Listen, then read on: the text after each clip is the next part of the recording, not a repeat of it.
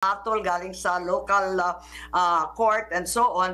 And in fact, the surrender that government was claiming is limited only to foreigners. So dapat hindi ginawang surrender katulad ng nangyari But is that right?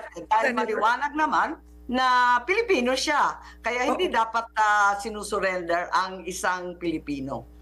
Okay. But Senator, does RA 9851 state that it's only for foreigners? It doesn't state right here that it's only for foreigners? Yes, what happened apparently when you investigate the records and the transcript, na tanggal yung surrender of foreigners. But it's very, very clear in the original draft. It's also there in the discussions.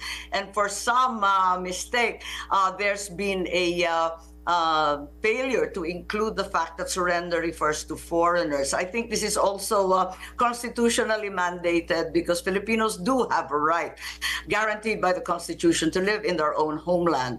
Yung extradition, kapag magpapalayas ka, napakadaming kondisyon eh. Kaya kinakailangan siguro yun na, yung in aid of legislation.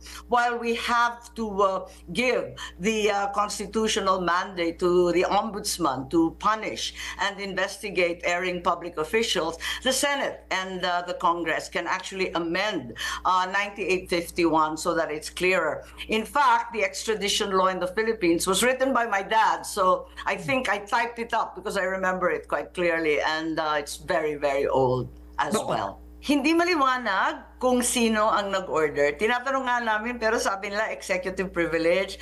Tapos nung bandang huli ang sinabi si Secretary of Justice, si Boyeng Remulla, sabi niya siya daw nag-order. So hindi po maliwanag kaya nahihirapan ako and I'm having a difficult time deriving witnesses because subpoenas have not been signed. Not a single one has been signed by the Senate President.